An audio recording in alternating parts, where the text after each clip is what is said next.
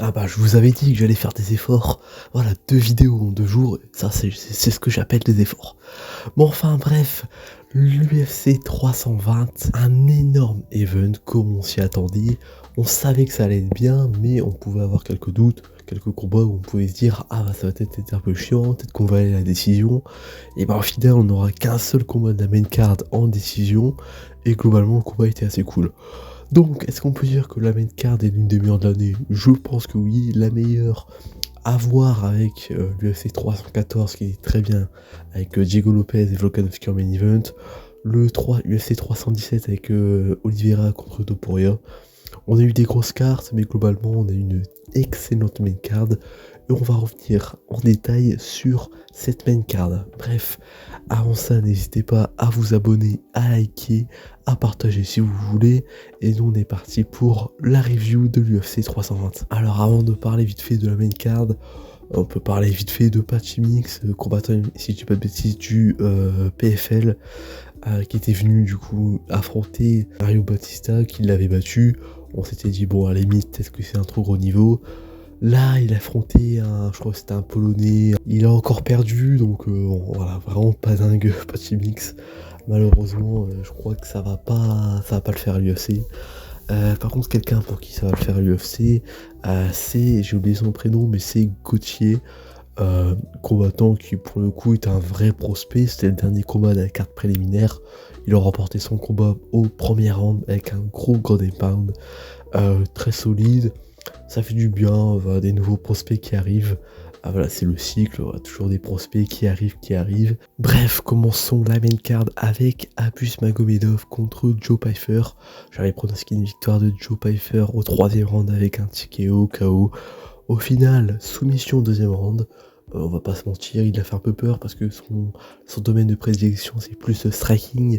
Il est parti direct chercher le sol au premier round. Ça avait à peu près marché. Au deuxième, il est reparti au sol et il l'a soumis. Bonne perf de la part de Joe Pyfer. Est-ce qu'il va affronter quelqu'un de classé par la suite? Je sais pas. En tout cas, premier pronostic de bon, ça fait plaisir. J'ai juste pas trouvé le bon finish. Mais voilà, globalement, c'était un bon premier combat pour ouvrir cette main card qui allait par la suite être encore meilleur. Le deuxième combat, c'est notre ami Youssef Zalal contre Josh Emmett. J'avais dit que Youssef allait faire certainement une décision. Finalement, il m'a bien fait mentir avec une soumission au premier round. Donc c'était un abandon, plus c'est Josh Emmett qui l'a dit à l'arbitre, qui l'a abandonné parce qu'il avait le bras un peu bloqué, il pouvait pas taper. Du coup, c'était un peu bizarre, mais en tout cas, il fait une soumission au premier round, assez surprenante quand même, parce que c'est pas ce que je voyais venir. Je crois qu'il n'était pas favori, mais franchement, excellente perf. La suite pour lui, ça va se rapprocher du top 5. Après, le problème, c'est que sa KT, il y a Diego Lopez, il y a Volkanovski, Ron Murphy, Sterling. Donc, ça va être très compliqué pour lui d'aller chercher un title shot, mais pourquoi pas en fin 2026, il pourra se rapprocher. Mais je pense que pour un title shot, il lui manque au moins 2 gros combats. Et à mon avis, ça va pas être donné parce qu'il va devoir affronter des gros noms. C'est inévitable. Le troisième combat, le combat qu'on voulait tous voir évidemment, Jiri Prochaska contre Khalil Rountree. Énorme combat comme on l'avait vu venir. Évidemment, j'étais pas serein parce que j'avais bien pronostiqué. Pour le coup, j'avais dit Jiri par TKO, KO, round 3. C'est ce qui s'est passé, mais j'avoue qu'il a fait un peu peur au début. Il perd les 2 premiers rounds. On arrive au troisième, je me dis, ouais, le combat est un peu chiant, il fait pas grand chose, ça pue. Et en fait, je pense que c'était carrément dans le game plan d'attendre un peu qu'il se fatigue et de tout lâcher au troisième round. Alors, est-ce que c'était le game plan ou c'est juste lui qui s'est réveillé à la fin? Je sais pas, mais en tout cas, très grosse perte. Je crois qu'il a gagné le bonus Performance of the Night, entièrement mérité. Franchement, excellent combat. Je pense que c'est l'un des meilleurs quand même de la soirée, mais si ça joue avec le combat d'après. Mais bon, le combat d'après c'était plus une démolition, donc bon, pour le coup, très content de Jiri. Est-ce qu'il va combattre pour le titre par la suite? Je sais pas, c'est très serré vu le résultat du main event. Mais en tout cas, grosse perf et je pense que s'il doit combattre une fois, il affrontera peut-être du coup le perdant du main event. Mais franchement, il mérite de combattre pour le titre et à mon avis, Hulberg mérite de faire encore un combat. Pour moi, voilà, Hulberg il manque quelque chose, s'il affronte Pereira il va perdre, s'il affronte Ankalaev je pense qu'il perd aussi. Et contre Jiri à mon avis il perd aussi. Donc à mon avis il lui manque un combat. Hulberg, un combat et après il pourra combattre pour le titre. Jiri on sait de quoi il est capable et à mon avis c'est lui qui devrait combattre pour le titre. Mais bon après je suis pas à l'UFC donc est-ce que c'est Jiri qui va combattre pour le titre? Je sais pas.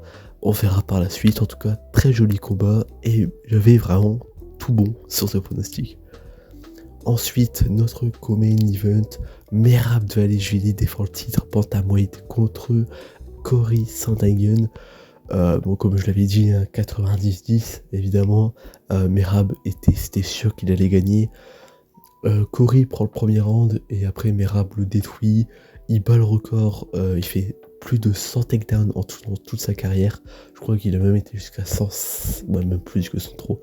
Je crois en fait il dépasse les 100 rounds, les 100 takedowns pardon. Et après il le ramène au sol 3-4 fois après. C'était une destruction, il lui met un 18, il passe pas loin de finir. C'est le round 18 où il passe pas loin de le finir en ground and pound. En fait Merab est le bantamweight GOAT, c'est le meilleur bantamweight de tous les temps. C'est lui il a affronté tout le monde, il a battu tout le monde. Il a gagné par décision malheureusement, franchement il aurait pu finir Cory mais voilà, il manquait un peu. Franchement énorme perf.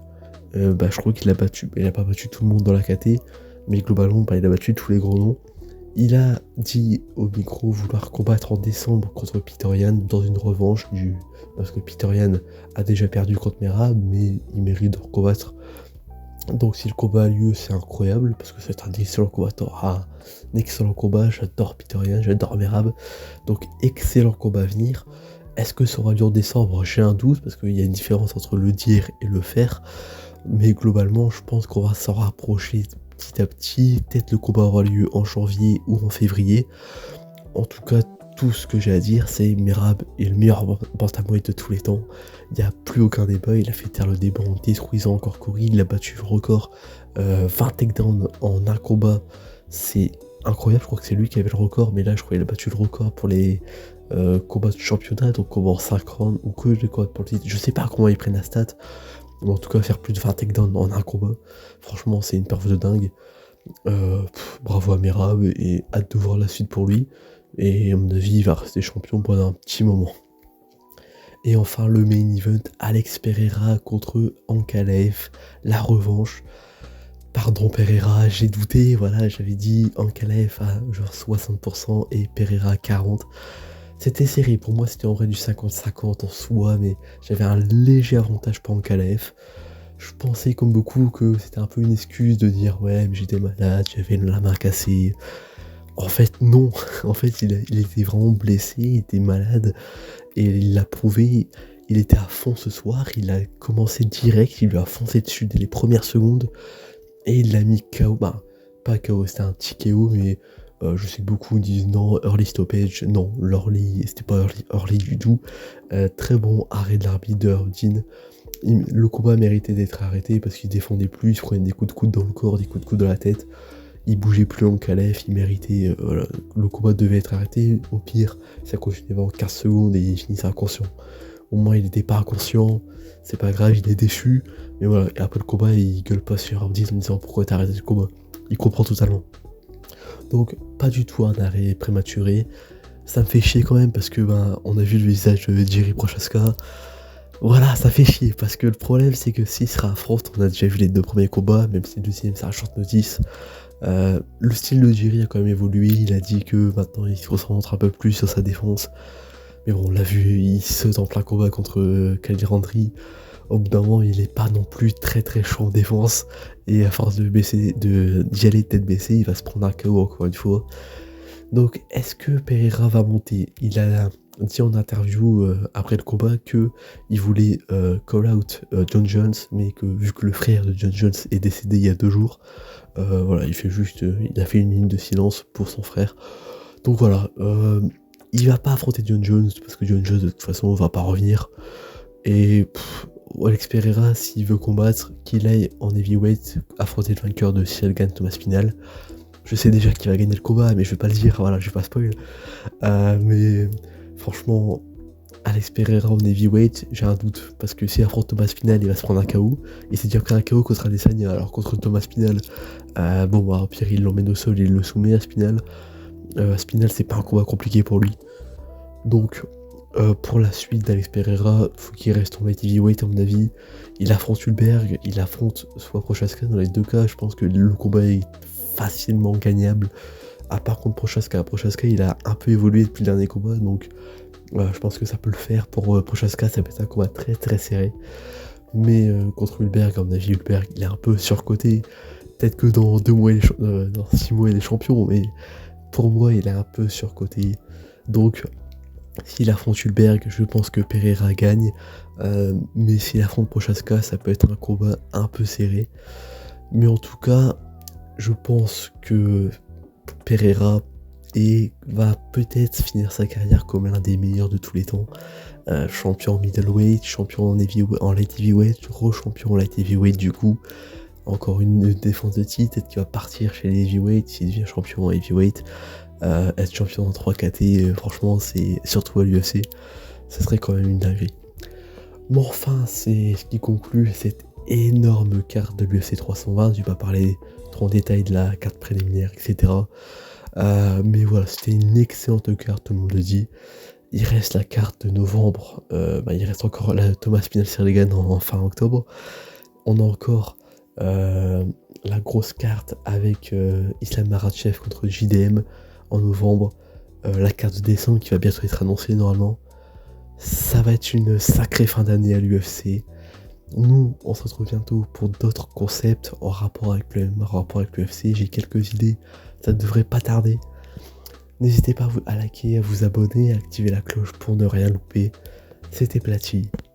Bye tout le monde.